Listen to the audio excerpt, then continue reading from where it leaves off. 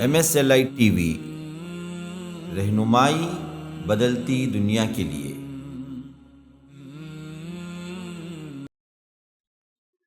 الحمد للہ رب العالمین والصلاة والسلام على رسوله الكريم، اما بعد، عن عمران ابن الحسين رضي الله تعالى عنه قال: كان بي البواصير فسألت النبي صلى الله عليه وسلم عن الصلاة فقال: صلي قائما فإن لم تستطع فقاعدا فإن لم تستطع فعلى جنب۔ معزز بھائیوں، جو حدیث میں نے آپ کے سامنے پڑھی ہے، اس حدیث کے راوی ہیں عمران بن حسین رضی اللہ عنہ۔ وہ کہتے ہیں کہ میں ایک بیماری بواسیر نامی بیماری میں مبتلا ہو گیا اور نبی کریم صلی اللہ علیہ وسلم سے میں نے نماز کے بارے میں سوال کیا۔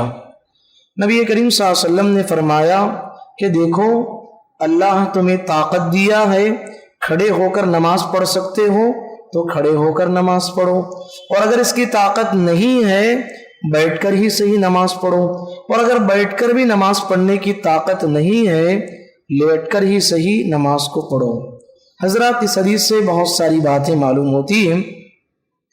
اہم بات یہ بات معلوم ہوتی ہے کہ نماز کی اہمیت معلوم ہوتی ہے کہ آدمی کس حالت میں بھی رہے، بیمار رہے، پریشان حال رہے، مجبور رہے، اتنا بیمار ہے کہ وہ لیٹا ہوا ہے، تب بھی اس کے لیے نماز معاف نہیں ہے۔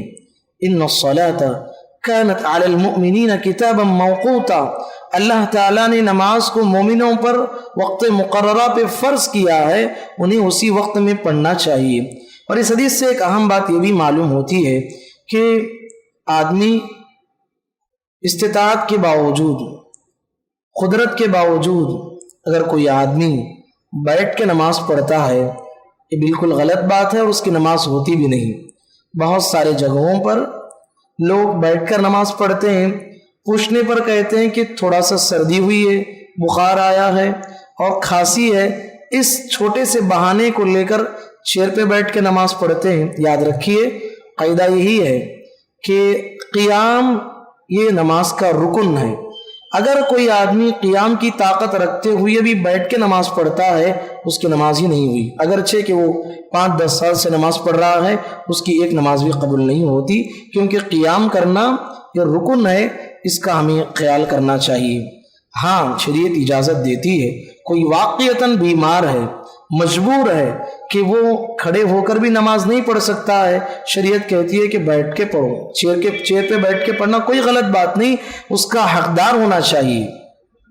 اسی طریقے سے اگر کوئی آدمی استطاعت جہاں تک ہو سکے وہ اس کا خیال کرنا چاہیے۔ اگر کوئی آدمی اس کے پاس طاقت ہے کہ وہ کھڑ کے نماز پڑھ سکتا ہے اور رکوع اور سجدہ اس سے نہیں ہو سکتا ہے، تو جہاں تک ہو سکے وہ عام لوگوں کی طرح کھڑ کے نماز پڑھے، اور جب رکوع کا موقع آتا ہے چیئر پہ بیٹھ کے رکوع کر لے، رکوع کے لیے تھوڑا جھک جائے اور سجدے کے لیے ذرا زیادہ جھک جائے۔ اگر کسی آدمی کو سجدہ کرنا مشکل ہے، رکوع اور قیام ہو سکتا ہے، تو اس کے لیے ضروری ہے کہ وہ قیام عام لوگوں کی طرح کرے اور عام لوگوں کی طرح رکوع کرے۔ سجدے کے موقع پر وہ کرسی کا استعمال کر سکتا ہے۔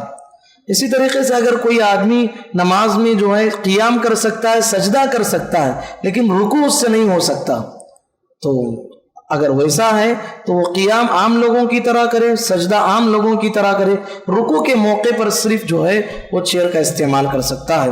تو معزز بھائیوں، آج کی حدیث سے بہت اہم بات یہ بات معلوم ہوتی ہے کہ ہم استطاعت کے باوجود ہم میں سے کوئی آدمی بیٹھ کے نماز پڑھتا ہے تو غلط بات ہے۔ قیام یہ رکن ہے، ہمیں اس کا خیال کرنا چاہیے۔ نماز پڑھتے ہوئے اپنی استطاعت کے مطابق ہمیں کھڑے ہو کر پڑھنا ہے، اگر کھڑے ہو کر پڑھنے کی طاقت نہیں ہے بیٹھ کے پڑھنا ہے، اگر بیٹھ کے نماز پڑھنے کی طاقت نہیں ہے لیٹے ہی صحیح، لیٹ کر ہی نماز پڑھنے کی ہمیں تعلیم دی گئی ہے۔ اللہ تعالیٰ سے دعا ہے کہ اللہ تعالیٰ کہنے والے اور سننے والوں کو، پروردگار ہم تمام کو محمد الرسول اللہ صلی اللہ علیہ وسلم کے بتائے ہوئے طریقے کے مطابق ہمیں نماز پڑھنے کی توفیق نصیب فرما۔ پروردگار جو کچھ ہم نمازیں پڑھ رہے ہیں ہماری نمازوں کو تو شرف قبولیت سے نواز دے، اللہم آمین۔ وآخر دعوانا ان الحمد للہ رب العالمین۔